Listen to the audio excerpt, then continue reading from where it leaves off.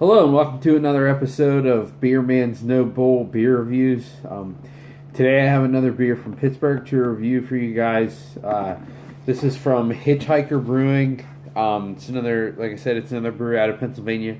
They're actually right down the street from Dancing Gnome. So if you're in Pittsburgh and you're going to Dancing Gnome, I would recommend going to these guys too. I was admittedly not the biggest fan of theirs when they first opened, but they certainly have improved a lot. So it's definitely worth checking out if you're in the area. I still like Dancing Gnome better, but these guys are definitely getting a lot better, and they're right down the street. So if you're in the area, definitely check them out. That's all I'll say so far about this brewery. But here's a little close-up of the can. It says Bane of Existence India Pale Ale. We'll see what it looks like, but from what I haven't had this can version yet. But from what I remember, it's kind of like a quasi New England style IPA. It's not completely hazy though. So we'll see what we got.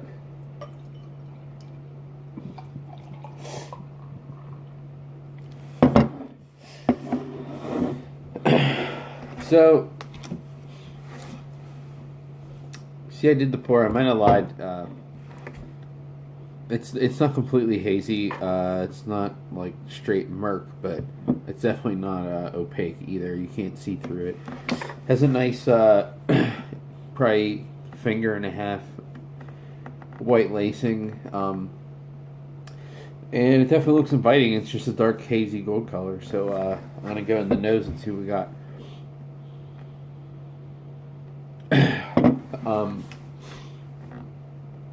The first thing I get is a pretty strong, like, dank cat pee character, which, again, to me is a good thing. It's like a Mosaic Simcoe combination type thing. I don't know if that's what's in this, but that's just what it's reminding me of.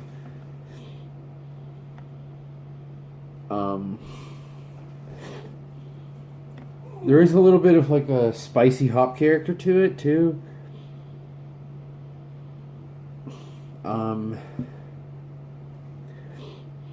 But definitely Mosaic is the one hop that it's coming out to me more than anything. And again, that's just from what I think of other Mosaic beers I've had. I don't know for sure that that's what's in this. Let me check real quick to see if there's an explanation. I don't think there is on here, but I'll try to post in the comments what it is. I'll try to look it up just in case anyone wanted to know too. This is 6.6%. So.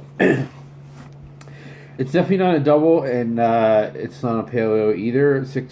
I think IPAs I prefer between 6 and 7. Once it's above 7, then it's, to me, it's not as drinkable. So I think that's a good range for this to be in. The aroma's nice. It actually reminds me a lot of Lizard King from Pipeworks. Like I said, I'm getting a lot of Mosaic character from it. Yeah, so let's take a drink.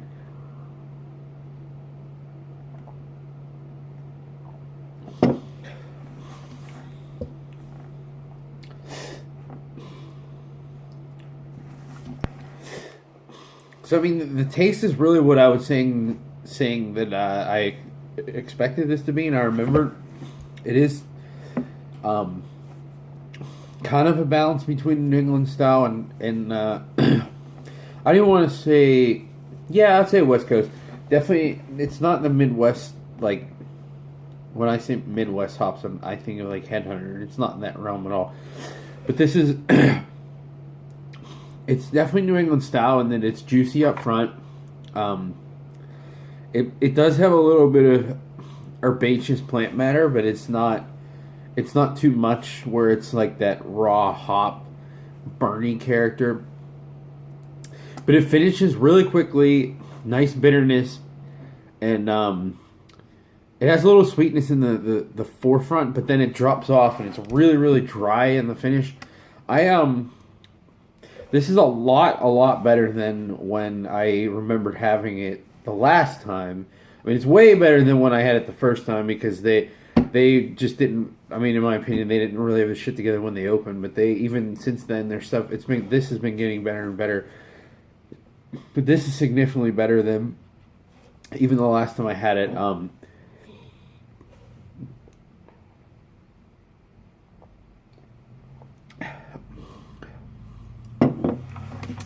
And I'm glad too. It's oh, they didn't date. I'm just trying to think of how old this is because I got this a couple of days before New Year's Day. So at this point, it's probably been 3 weeks since I got it, and I think they canned it, a couple of days before that, maybe. So I mean, really now it's a month old, but I think some of these New England IPAs, which people don't get, aging IPAs is never a good thing, but a lot of these are so hop ridden that you need to give it a couple weeks to mellow out, and that's when they really show their true form. There are very few breweries that they really perfect them so well that they're perfect out of the gate. Brew Gentleman's one of them. Trillium's another one, but even them, I've had some beers from them where I had it fresh and I thought it was a bit abrasive, and then a couple weeks later it was fantastic. So, but this is really, really good. Let me go back, try to get some more descriptors.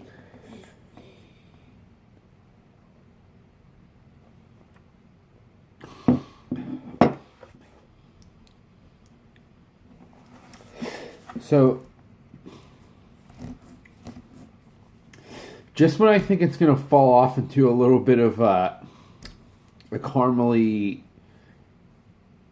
slight old character, it has this secondary backwash of tropical fruit that's really, really nice. Because up front it's orangey and bitterness, which makes me think of more old school IPAs.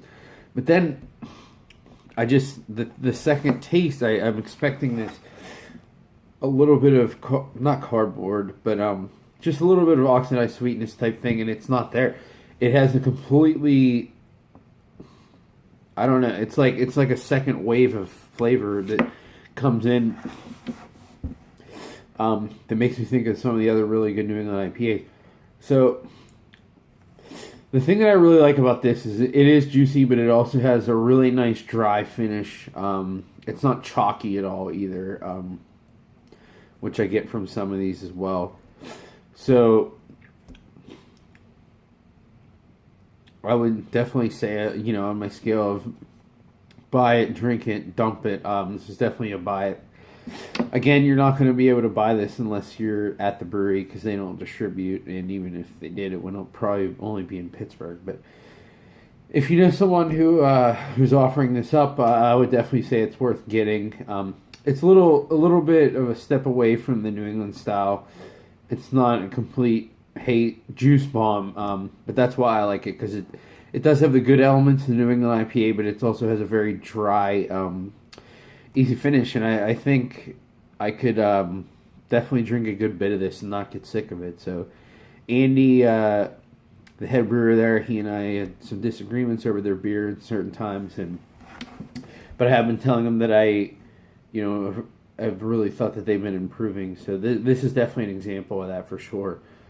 So yeah, if you're in the area, certainly get it. If anyone offers to get it for you, I would definitely say it's worth buying. So another great brewery from Pittsburgh. I can't stress it enough. Pittsburgh is probably the most underappreciated beer city that I've ever been to. But people who end up going there and going to some of the better breweries here, they understand it. So I hope you guys like this one. Like, comment, subscribe, and I look forward to the next one. Thanks.